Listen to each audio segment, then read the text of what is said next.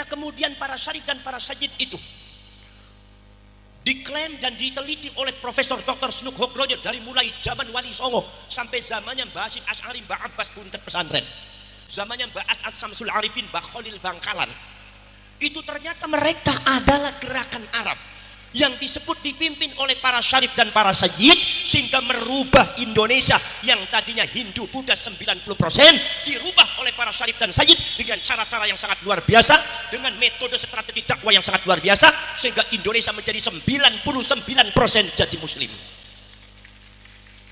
Ini para syarif, para sayyid. Maka saudara-saudara sekalian, para syarif, para sayyid kemudian membuat satu organisasi yang disebut Organisasi Kebangkitan Para Ulama yang kita kenal Nahdlatul Ulama.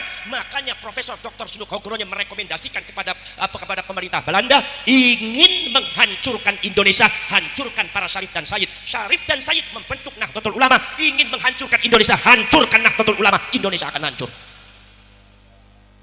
Bagaimana cara menghancurkan syarif dan sayyid? Pada waktu itu syarif dan sayyid dikejar-kejar. Mbah-mbah kalian dikejar, setelah ditangkap dibunuh, dicincang, disiksa luar biasa, pesantrennya dibakar, anak-anaknya dibunuh, santrinya banyak dibunuh. Karena Belanda tahu mereka itu adalah syarif dan sayyid. Makanya para syarif dan sayyid kemudian pada akhirnya bukan sekedar dafnul wujud, membenamkan dirinya supaya tidak ketahuan oleh Belanda sebagai syarif dan sayyid.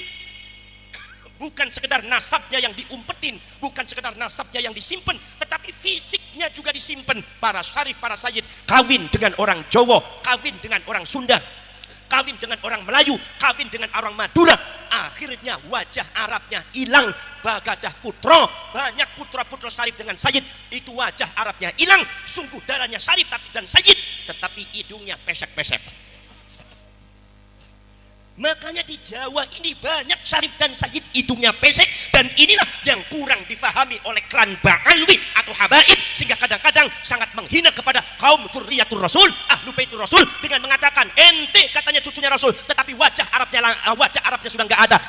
Jangan sembarangan Habaib, beliau yang namanya darah bukan ada di tampang, tapi darah adalah ada di dada kami. Bismillahirrahmanirrahim. Hamdan wa syukran lillah, wa salatan wa salaman ala sayyidina Rasulillah Muhammadin ibn Abdillah wa ala alihi wa ashabihi wa man tabi'a hudahu wa wala. La hawla wa la quwwata illa billah. Rabbi syrah li sadri wa yassir li amri wahlul 'uqdatam min lisani yafqahu qawli. Subhanaka la ilma lana illa ma 'allamtana innaka antal alimul hakim.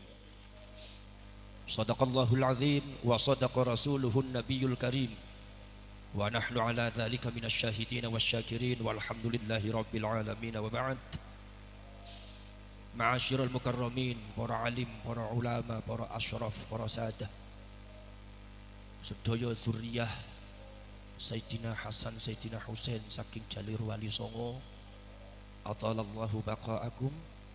Mudah-mudahan panjenengan perjuanganipun terus berlanjut ngantos dina kiamat. Allahumma amin ya rabbal. Salawat dan salam marilah kita sampaikan kepada baginda agung Nabi besar Muhammad sallallahu alaihi wasallam. Mudah-mudahan kita semua termasuk orang-orang yang akan mendapatkan syafaat beliau di hari akhirat nanti dan menjadi umatnya beliau dunia akhirat. Allahumma amin ya rabbal alamin. Saya sedikit mau cerita. Saya ini namanya kebetulan sama dengan mbah saya, Muhammad Abbas. Nyuwun sewu, ini di bawah saya banyak ulama-ulama yang lebih sepuh, saya ini dikasih kursi. Saya bukan berarti kurang sono, tapi saya mau duduk di kursi untuk menunjukkan bahwa saya tidak mau rebutan kursi politik. Cukup kursi pengajian aja buat saya. Saya ini diberi nama Muhammad Abbas. Saya dapat cerita dari abah saya bahwasannya Mbak Abbas dulu pernah pesan bahwasannya cucu saya harus ada yang namanya Muhammad Abbas, dan dipanggilnya harus Abbas, tidak boleh yang lain. Ini satu misteri. Begitu anak cucunya lahir, kalau diberi nama Muhammad Abbas pasti sakit dan mau meninggal. Singkat cerita, saya dilahirkan oleh abah saya, dikasih nama Muhammad bin Yakhshi. Itu diambil dari catatan ilmu falak. Tiba-tiba mbah saya, Mbah Mustahdi Abbas, mengatakan sama abah saya, Fuad, abah ini tadi pas sholat duha, sesudah sholat duha abah itu ketiduran sambil duduk. Itu kedatangan Mbak Abbas. Abah gede, bapak gede, itu Mbak Abbas. Mbak Abbas mengatakan, Mustahdi Ahmad, itu anak ini cepat kasih tahu Fuad, kasih nama Muhammad Abbas, panggilnya Abbas. Cepat, jangan nanti-nanti, sekarang kasih tahu. Begitu bangun Mbak Mustahdi bingung, langsung Mbak Mustahdi ke abah saya. Mbak Mustahdi langsung, Fuad, ini begini. Mbak Abbas, abah gede itu, abah besar itu datang.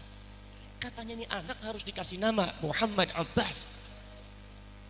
Jadi misteri itu akhirnya terungkap. Oh, sudah ada ini namanya nih, anak yang harus dikasih nama Muhammad Abbas. Akhirnya kata abah saya bilang, bah, ini anak sudah saya kasih nama. Namanya siapa? Muhammad bin Yakhshi. Kata Mbak Ahmad Mustahdi, enggak bisa, harus dikasih nama Muhammad Abbas. Akhirnya saya disambung namanya Muhammad Abbas bin Yakhshi. Dan dipanggilnya tidak boleh yang lain, harus Abbas. Wallahu a'lam. Ketika abah saya cerita dan umi saya cerita seperti itu, saya jadi mikir nih maksudnya apa. Makanya kadang-kadang saya suka guyon-guyon. Dulu itu Mbak Abbas nih nitip nama sama saya Muhammad Abbas, ini maksudnya apa? Itu Gus, kira-kira maksudnya apa Gus? Wah, yang nggak tahu saya juga. Barangkali Mbak Abbas iseng, Mbak Abbas lagi ngisengin cucunya ini. Akhirnya barangkali mungkin saya itu ceramah, tapi enggak juga. Di Buntet itu juga banyak yang bisa ceramah. Kemudian barangkali saya itu di sana ada manaqib Syekh Abdul Qadir Al-Jailani dengan Thariqah Syattoriyah. Setiap malam Jumat, khususnya kalau malam Jumat Kliwon, subhanallah sampai ribuan orang datang. Barangkali ini, tapi enggak juga. Ahlan wa marhaba. Ki Ilzamuddin, Ketua Naat Jawa Timur, monggo ya.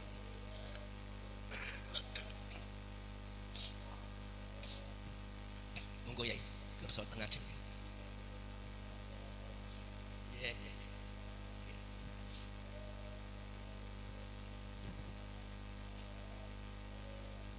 Ada yang mengatakan kalau kiai yang telat itu wajar, kalau sampean yang telat itu kurang ajar. Alhamdulillah, monggo Ki Hanan, beliau itu artis naat, beliau terkenal di YouTube ini. Jadi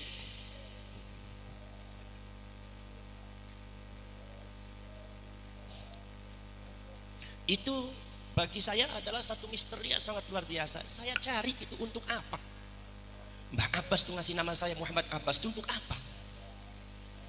Saya baru sadar dan jawabannya ya hari ini. Oh, rupanya beliau itu semacam ada tugas mandat amanat untuk diteruskan perjuangannya. Rupanya perjuangannya beliau menumpas Belanda dengan mendirikan Hizbullah untuk mengorganisir seluruh kekuatan masyarakat dan para ulama yang ada di Indonesia untuk melawan Belanda. Ternyata perjuangan beliau belum selesai, dan ternyata di Indonesia masih ada sisa dan antek-antek Belanda yang harus kita bereskan. Maka ini harus diteruskan sama cucu saya. Dari situ saya baru mangkut-mangkut, oh ini maksudnya. Alhamdulillah. Saudara-saudara sekalian, ini saya bicara ini seluruhnya, ini adalah Banu Wali Songo. Dari Sunan Ampel, Sunan Giri, Sunan Derajat, Sunan Kudus, Sunan Muria, Sunan Bonang sampai Sunan Gunung Jati, Sunan Kalijogo. Ini kumpul semua ada di sini. Ini ibarat adalah reuni keluarga. Ini adalah ibarat merupakan sesuatu musyawarah keluarga untuk kembali menyusun sebuah kekuatan, yaitu kekuatan daripada dakwah Wali Songo. Kalau kita bicara Wali Songo, saudara-saudara sekalian, yang Anda ketahui bahwa Wali Songo ini tidak bisa disebut Habib. Wali Songo ini bukan Habib. Kalau ada habaib yang mencangkokkan Wali Songo itu adalah Habib, ada dua alternatif. Nomor satu pencangkokan nasab, nomor dua adalah antek daripada Belanda. Wali Songo ini adalah berasal dari Hijaz, karena baginda Rasulullah SAW itu hidupnya di Hijaz. Makanya saya sering mengatakan antara Habib dengan Wali Songo beda.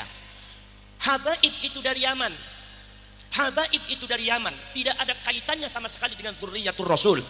Tidak ada kaitannya sama sekali dengan Ahlu Baitir Rasul. Kalau mereka mengatasnamakan Ahlu Baitir Rasul, mereka harus bertanggung jawab di depan Allah nanti di akhirat. Nasabnya tidak pernah tersambung. Kalau Wali Songo ini, anak keturunannya memang nasabnya tersambung ke Dzurriyyatur Rasul, ke Ahlu Baitir Rasul, dari Sayyidina Hasan dan dari Sayyidina Husain. Cuma bedanya apa? Bedanya para syarif, para sayyid dari Hijaz itu datang ke Indonesia. Profesor Dr. Snuk Hogronyo mengatakan Islamisasi yang ada di Indonesia itu adalah pekerjaan daripada, itu adalah merupakan gerakan Arab. Kalau gerakan Arab itu bukan para habaib. Kenapa? Karena secara genetika menurut para pakar genetika, habaib dari Hadramaut itu darah Arabnya hanya 3%. Yang lainnya bukan darah Arab, ada yang Bangladesh dan kebanyakan adalah darah genetika Yahudi. Jadi tidak Arab. Kalau mereka Arab tidak bisa disebut Arab, apalagi disebut sebagai Ahlul Bait. Karena Ahlul Bait seluruhnya dari A. Justru panjenengan inilah keturunan Banu Wali Songo, inilah beliau itulah kalian semua adalah bangsa Arab, bangsa Quraisy.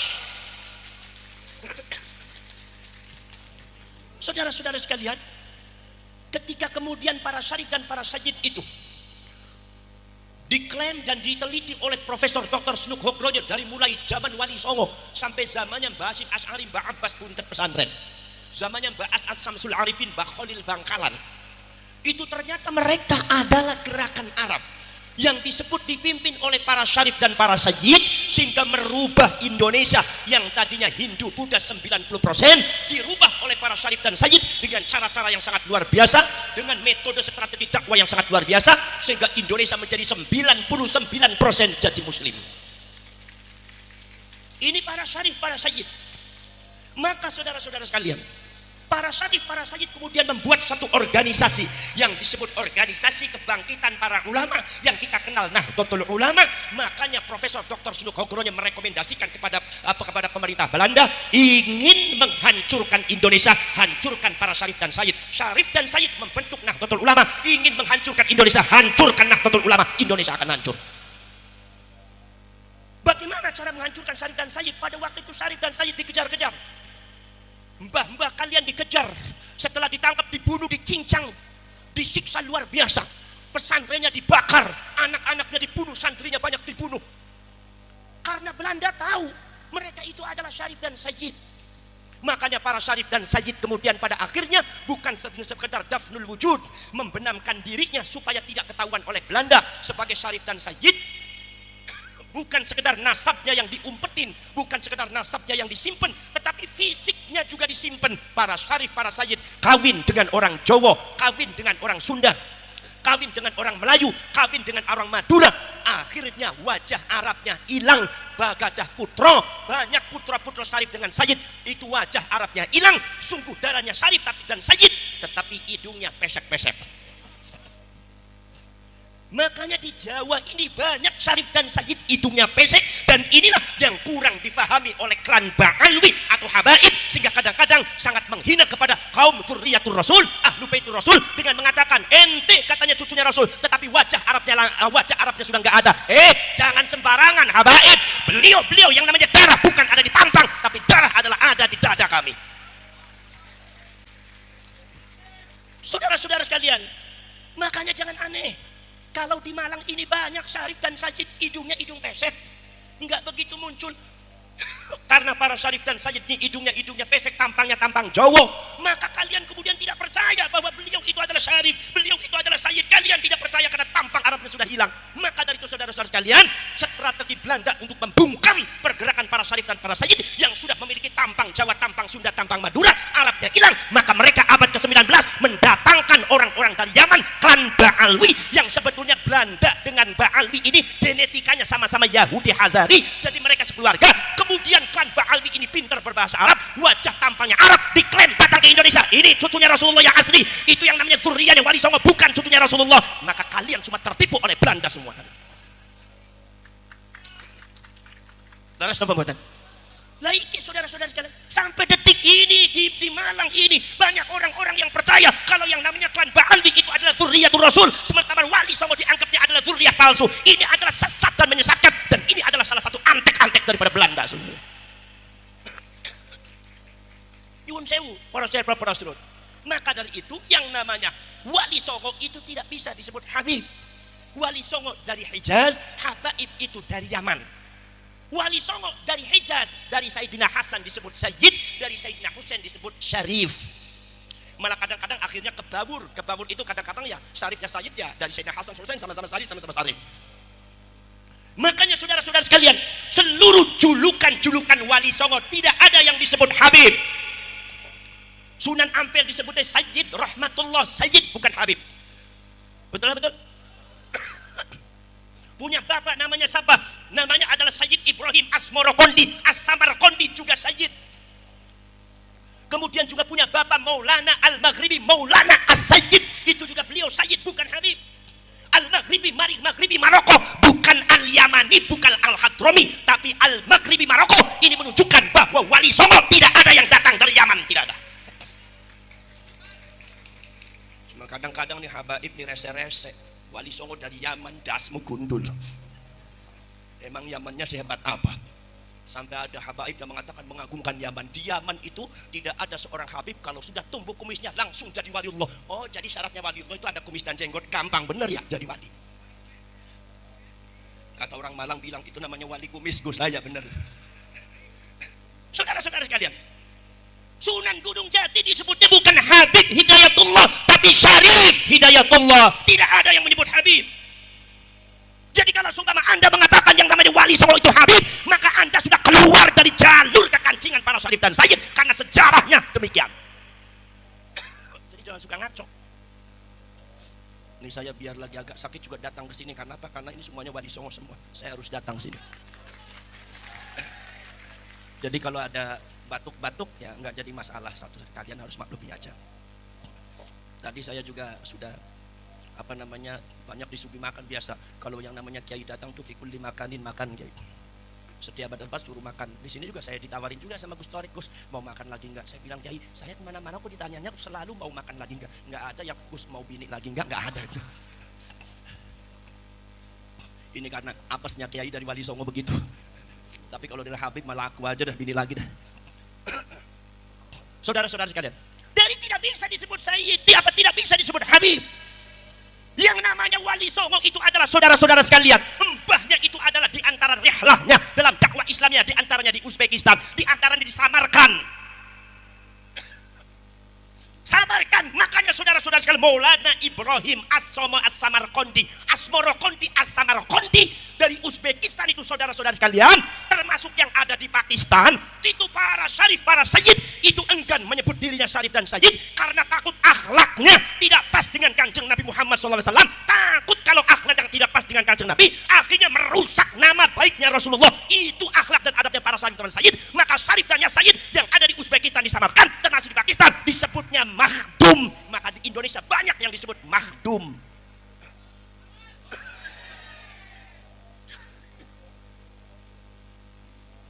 Banyak disebut makhdum. Sunan Bonang Maulana Makhdum Ibrahim, Sunan Gunung Jati Maulana Makhdum Gunung Jati, Sunan Kalijaga Maulana Makhdum Kalijaga. Jadi saudara-saudara sekalian, makhdum itu bukan julukan Yaman. Di Yaman tidak ada makhdum. Jadi kalau ente ngomong Wali Songo itu dari Yaman, ente menyalahi fakta sejarah.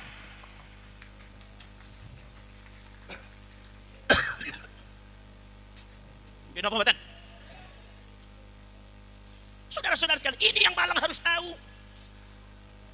Karena saudara-saudara sekalian, supaya jangan disamakan antara syarif dengan sayyid dengan habib. Sekarang itu banyak habaib yang sudah berubah namanya menjadi sayyid. Para habaib dari Yaman sudah mengaku dirinya syarif, mengaku dirinya sayyid. Habibnya hilang, malah sayyid dengan syarif. Dari mana ente sayyidnya? saudara-saudara sekalian. Maka saudara-saudara sekalian, nomor selanjutnya ada beberapa catatan daripada para nasabah dan para pakar sejarah bahwasanya ada perbedaan Ba'alwi dengan para syarif dan sayyid. Apa perbedaannya? Perbedaannya bahwasanya yang namanya sayyid dan syarif itu ma'indahum tamayyuzat. Mereka tidak memiliki sesuatu ciri yang membedakan, tidak memiliki marga. Marganya dinisbatkan pada kampungnya.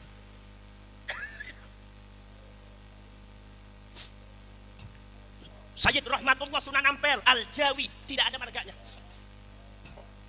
Bin Sayyid Maulana Ibrahim As-Samarqandi Samarkand, itu kampungnya Samarkand, daerahnya Samarkand, tidak ada marganya.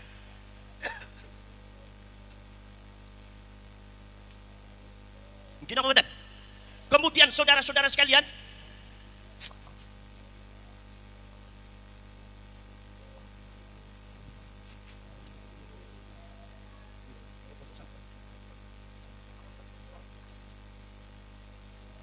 kalau orang tuh ya harus ada sakit. Kalau nggak ada sakitnya nih takut jadi Fir'aun nanti. Fir'aun ini gara-gara nggak sakit akhirnya ngaku Tuhan. Makanya sampean kalau hidupnya sehat terus hati-hati jadi Fir'aun nanti. Mulai sekarang jangan berdoa sehat, ya Allah Fir'aun. Jangan ya Allah mudah-mudahan selama hidup saya sehat terus nanti ngaku Tuhan karena nggak pernah sakit kayak Fir'aun nanti. Gak maulah mirip Fir'aun, biar ada sakitnya sedikit. Saudara-saudara, jadi sangat beda saudara-saudara sekalian. Tidak ada tamayyuzat. Tamayyuzat itu apa? Tamayyuzat itu adalah sesuatu ciri yang membedakan satu marga. Seperti Ba'alwi, saudara saya punya marga, ada As-Sagaf, ada Bin Yahya, ada Al-Muhdar, ada Al-Kaf, ada Al-Aidid, ada Barakbah. Itu saudara-saudara sekalian ada marganya. Tapi yang namanya dzurriyyatur Rasul, anak cucunya Rasulullah sangat jarang. Bahkan 99% tidak memiliki marga. Makanya pada waktu Ba'alwi di Hijaz mengklaim dirinya dzurriyyatur Rasul, Syarif Aunur Rafiq abad ke-13 langsung menolak. Kenapa menolak? Kata Syarif Aunur Rafiq mengatakan dzurriyyatur Rasul tidak memiliki marga. Kenapa kalian punya marga? Dzurriyyatur Rasul, cucunya Rasulullah dari Sayyidina Hasan, dari Sayyidina Husain, tidak ada marganya. Kenapa kalian punya marga? Yang memiliki marga itu biasanya orang Yahudi. Ada 12 marga orang Yahudi. Dzurriyyatur Rasul tidak memiliki marga. Makanya kalau ditanya Ki Ilzam marganya apa? Ya, nggak ada marganya. Marga mulia. Al-Manduri, Al-Malangi, Al-Jawi, Asy-Syirboni, Al-Bantani. Itu marganya, nggak ada marga. Hanya sedikit yang punya marga, paling-paling cuma 0,sekian%. Saudara-saudara sekalian. Maka dari itu saudara-saudara sekalian, kalian semua masyarakat Malang harus bisa membedakan mana syarif, mana sayyid, mana habib. Kalau syarif dari sayyid itu dari Hijaz, yang diturunkan ke Wali Songo. Kalau habaib itu dari Yaman. Yang mendatangkan habaib di Indonesia siapa? Orang Belanda. Ini fakta sejarah, bukan saya benci kepada habaib. Kadang-kadang ada yang mengatakan, Gus, sampean dibenci sama habaib. Buktinya apa sih? Ya sampean mengatakan habaib didatangkan oleh Belanda. Loh saya nggak benci, ngapain saya benci ke habaib? Manfaatnya apa benci sama habaib? Emang saya benci sama habaib dapat duit? Kadang-kadang habibnya aja minta duit sama saya kok. Betul-betul. Ini fakta sejarah. Abad ke-19 habaib itu didatangkan oleh Belanda. Untuk apa? Untuk membungkam keturunan Wali Songo yang bentuknya sudah bentuk Jawa, bentuk Madura, bentuk Sunda. Arabnya udah hilang. Maka mereka mengadakan kamuflase atas nama dzurriyyatur Rasul, atas nama cucunya Rasulullah. Padahal klan Ba'alwi dari Yaman ini genetikanya sama dengan Belanda. Profesor Dr. Snoek Hogronya itu genetikanya sama dengan habibnya ente. Profesor Dr. Van der Berg Belanda genetikanya sama dengan habib yang ada di Malang. Bukan berarti saya benci apa, nggak ada benci. Sudah lagi ngomong, ente itu genetikanya Jawa, ente genetikanya Sunda, ente genetikanya Melayu, ente itu genetikanya Batak, ente itu genetikanya Madura. Benci apa? Ini fakta. Betul. Kalau saya mengatakan bahwa sampean itu genetikanya Jawa, apa saya menghina sampean? Kalau saya mengatakan bahwa sampean itu genetikanya Sunda, apa saya membenci sampean? Apa saya menghina sampean? Kalau seumpama secara genetika yang para saintis sudah menganalisa secara saintifik, para pakar keilmuan termasuk data-data manuskrip sejarah dan nasab-nasab, bukan sekedar itu, secara genetika sudah diungkap bahwa yang namanya habaib tidak bisa disebut orang Arab. Kalau Arab saja tidak bisa disebut sebagai orang Arab, apalagi sebagai zuriyah keturunan Kanjeng Nabi, jauh panggang daripada api. Genetikanya apa? Kata para pakar genetika, mereka itu genetikanya adalah Yahudi. Sekarang ketika para pakar genetika dan saya mengatakan habaib itu adalah genetikanya Yahudi, apa berarti saya menghina habaib? Kalau Anda mengatakan saya menghina habaib, saya tanya, apa salahnya genetika? Salahnya gen apa? Sampean dari orang Jawa, genetika Jawa, salah nggak? Sampean dari genetikanya Madura, jadi orang Madura, salah nggak? Saya sampean itu genetikanya Sunda, salah apa enggak? Sampean itu adalah genetikanya Arab, salah apa tidak? Sampean itu genetikanya Yahudi, salah apa tidak? Saya tanya orang Malang, yang menciptakan gen itu siapa? Yang menciptakan gen itu Allah. Manusia tidak pernah titip pesan kepada Allah, ya Allah, jadikan saya, lahirkan saya jadi gen Arab. Tidak ada, itu hak Allah. Jadi artinya kalau ente tidak mengakui gen ente sendiri, sama dengan tidak mengakui kudrat iradatnya Allah.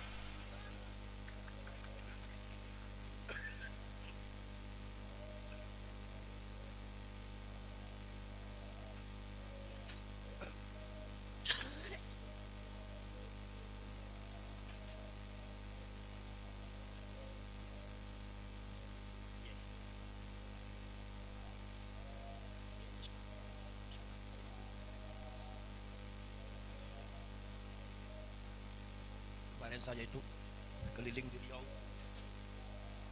untuk menjelaskan masalah ini, karena masyarakat Indonesia itu perlu pencerahan supaya masalah pada tempatnya. Kalau saya mengatakan kalau seumpama habaib itu adalah gennya Yahudi, itu bukan berarti membenci Habib, bukan berarti menghina Habib, tapi itu mendudukkan habaib pada tempatnya.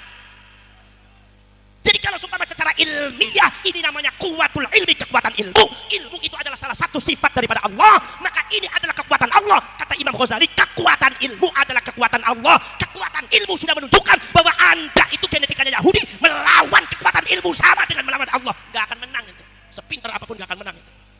Sok, siapa yang mau melawan? Gak akan menang. Ini bukan urusan seorang Kusabas, bukan urusan seorang Kiai Imaduddin. Ini urusan Allah. Nabi Musa dengan Nabi Harun, orang yang sangat miskin, gak punya apa-apa, tapi siapa tahu dalam sejarahnya satu-satunya orang yang bisa menghancurkan kekuatan Fir'aun yang maha dahsyat itu adalah Nabi Musa dan Nabi Harun.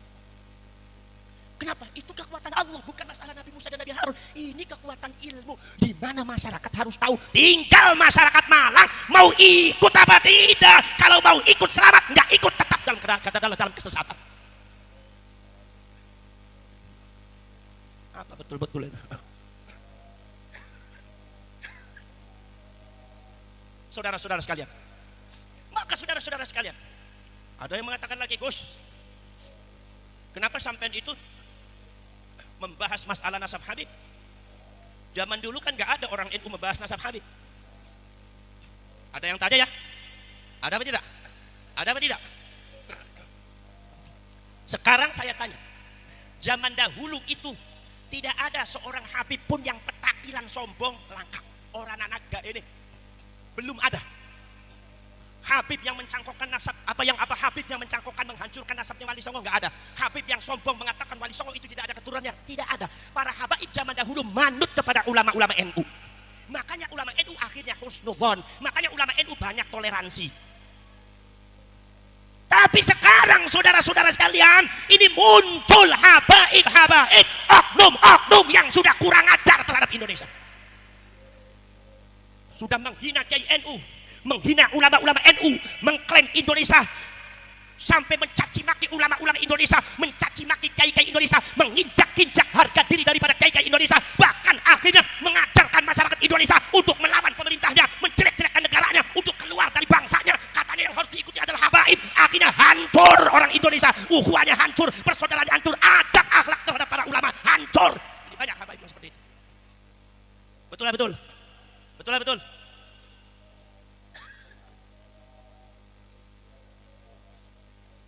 Ada seorang Habib, oknum Habib.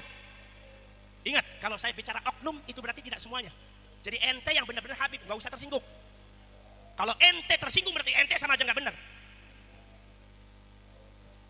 Ada oknum Habib mengatakan bahwasannya kakinya Habib lebih mulia dari kepalanya Kiai. Dan dan sudah dipraktekkan di Kalimantan. Ada kiai yang ditunjang pakai kepalanya ditendang pakai kakinya Habib, sudah ada di Kalimantan. Ini bentuk kekurang ajaran yang tidak boleh ditolerir oleh kita semua. Betul.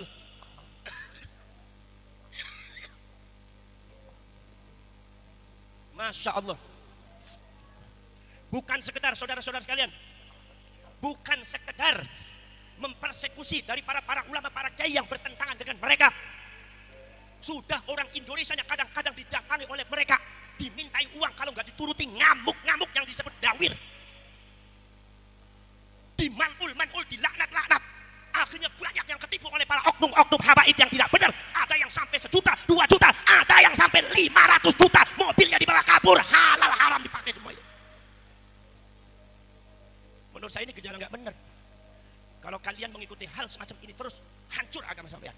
Makanya harus ada yang ngingetin. Makanya kalau ada yang ngingetin, jangan marah ente.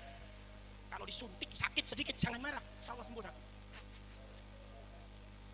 Betul. Faham apa tidak, Bu? Faham apa enggak? Ngerti apa mboten? Tong iki Jawa paham mboten? Paham mboten paham sing penting manggut beres. Mantuk. Kula juluki sampean niku ashabul mantuk. Remene mung mantuk tok. Kula ngendika nggih mantuk mangke ana Habib ngendika mantuk malih sampean iki. Memang gulune wis rusak kabeh iki. Mantuk terus. Ngantuk napa mboten, Bu? Ngantuk napa mboten?